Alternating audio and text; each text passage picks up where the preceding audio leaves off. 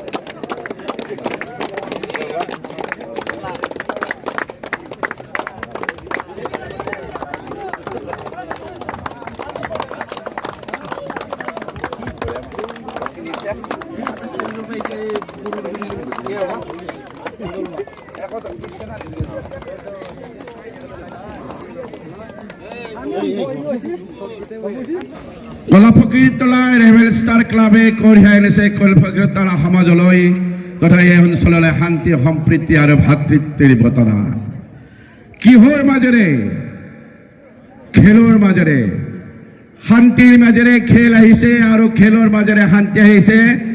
আজিৰ পৰা মোৰ শ্ৰদ্ধাৰ ৰাইজ আৰু খেলুৱৈ বন্ধুসকল, মোৰ জ্যেষ্ঠ সন্মানীয় কলা ফকীৰতলা জামাতৰ সভাপতি তাজেৰ আলী ডাঙৰীয়া, মোৰ কনিষ্ঠ ভাতৃ ভাতৃ আৰু যুৱক সমাজৰ নেতৃত্ব দিয়া ৰুবুল আলী ডাঙৰীয়া, আমাৰ যুৱ নেতা বৰ্তমান হিকমত আলী ডাঙৰীয়া, ইনামুল আলী ডাঙৰীয়া আৰু আমাৰ এই অঞ্চলৰ খেল আৰু সুন্দৰভাৱে প্ৰাইজ বুটলি অনা আমাৰ সোণ আলী ডাঙৰীয়া, ৰাজু আলী ডাঙৰীয়া, মই সকলোকে মোৰ আন্তৰিক অভিনন্দন আৰু অহাকালি গণতান্ত্ৰিক দিৱস হিচাপে মই শুভেচ্ছা যাচিছোঁ।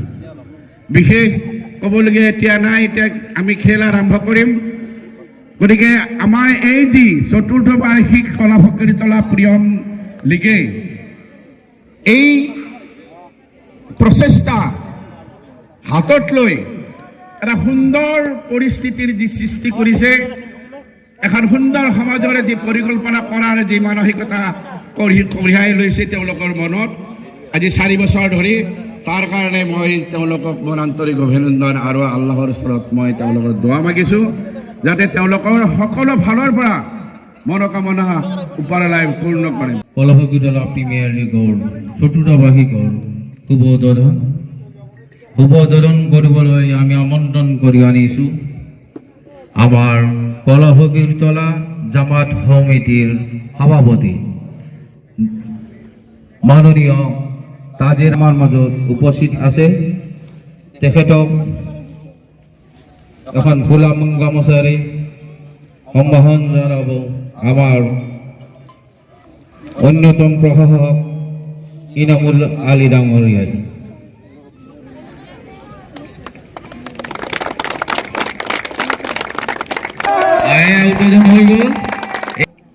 চতুৰ্থ বাৰ্ষিক দিবানৈশ প্ৰিমিয়াৰ লীগ ক্ৰিকেট প্ৰতিযোগিতাৰ সমূহ কৰ্মকৰ্তা তথা খেলুৱৈসকলক মই মোৰ আন্তৰিক শ্ৰদ্ধাঞ্জলি জনাইছোঁ।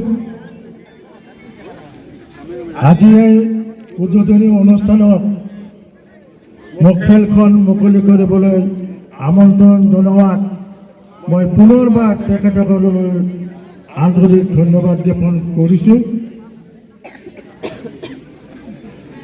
যোৱা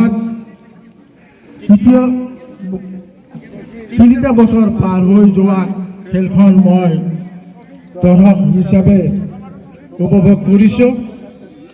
এই খেলখনৰ যি মাদকতা, যি ডিচিপ্লিন, যি অনুশাসন, এই সকলোখিনি ইয়াৰ উদ্যোক্তাসকলে অতি নিয়মীয়াকৈ খেল পাতিছে আৰু এই খেলখনৰ জৰিয়তে খেলুৱৈসকলৰ প্ৰতিভা বিকাশ পোৱাৰ এটা সুযোগ পাইছে। মই জনামতে এই খেলখন আমাৰ স্থানীয় টিমৰ মাজতে অনুষ্ঠিত কৰি আহিছে। মই ভাবিছোঁ আৰু আহ্বান জনাইছোঁ, অহা বছৰ যদি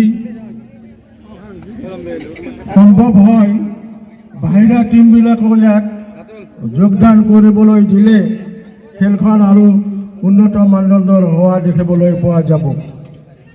এই খেলৰ জৰিয়তে যিসকল খেলুৱৈ সুন্দৰ খেল প্ৰদৰ্শন কৰি নিজৰ প্ৰতিভা বিকাশ কৰিব পাৰিব আৰু এই খেলৰ জৰিয়তে তেওঁলোকে জিলা ভিত্তিত, ৰাজ্যিক ভিত্তিত তেখেতসকলে খেল খেলিবলৈ এটা সুবিধা পাব। এই খেলখন আজি প্ৰায় চতুৰ্থ বৰ্ষত ভৰি দিছে। 3 বছৰ ইতিমধ্যে উকলি গৈছে আৰু এই 3 বছৰে খেলখনে অতি সুন্দৰ সুনাম অৰ্জন কৰিছে।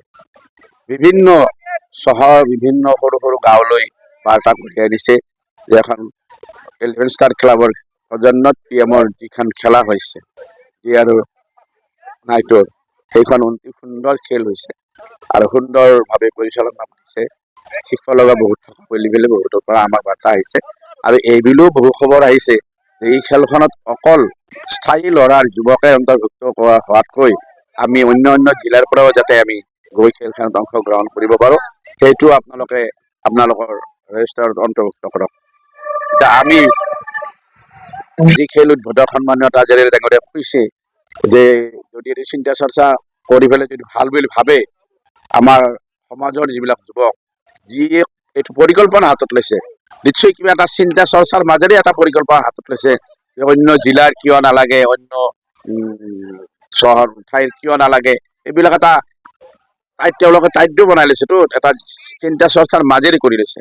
গতিকে সেই চিন্তা চৰ্চাৰ মাজত যদি পৰে তেতিয়াহ'লে নিশ্চয় তেওঁলোকে চিন্তা কৰিব, আৰু যদি নপৰে তেতিয়াহ'লে এনেধৰণে চলি থাকিব।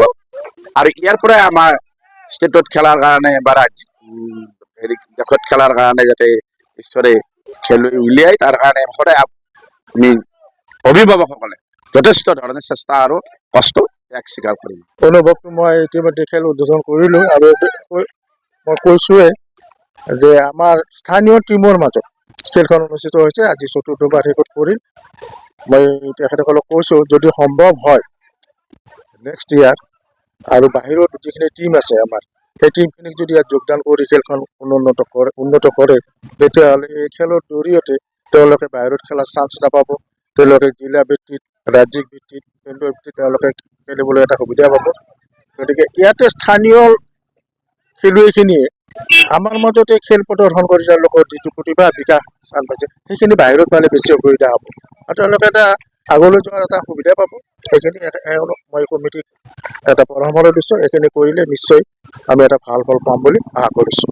আমি যোৱা 3টা বছৰে মুঠ 7টা দলৰ মাজত প্ৰতিযোগিতাখন অনুষ্ঠিত কৰি আহিছোঁ আৰু খুব সুন্দৰভাৱে, খুব সুশৃংখলাবদ্ধভাৱে পৰিচালনা কৰি খেলখন সমাপন কৰি আহিছোঁ।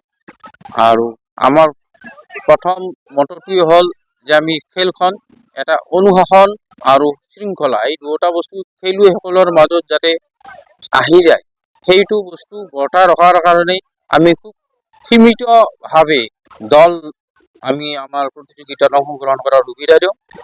আৰু সেই 7টা দলৰ মাজত আমি যিখিনি অনুশাসন আৰু শৃংখলাবদ্ধতা বজাই ৰাখিব পাৰিছোঁ, আমাৰ জ্যেষ্ঠসকলে দিয়া পৰামৰ্শক শিৰোধাৰ্য কৰি আগন্তুক দিনবোৰত আমি পৰিকল্পনা কৰি আমি ৰূপায়িত কৰাৰ চেষ্টা কৰিম। এইটোৱে আমাৰ অনুভৱ। এখন আমাৰ 6 অভাৰৰ খেল হ'ব। টোটেল আমাৰ লীগ পৰ্যায়ত 21খন খেল হ'ব। তাৰপিছত আকৌ 3খন খেল থাকিব, এখন কোৱালিফাইং মেচ হ'ব, 2খন ছেমি ফাইনেল হ'ব, এখন ফাইনেল, সৰ্বমুঠ 24খন খেল।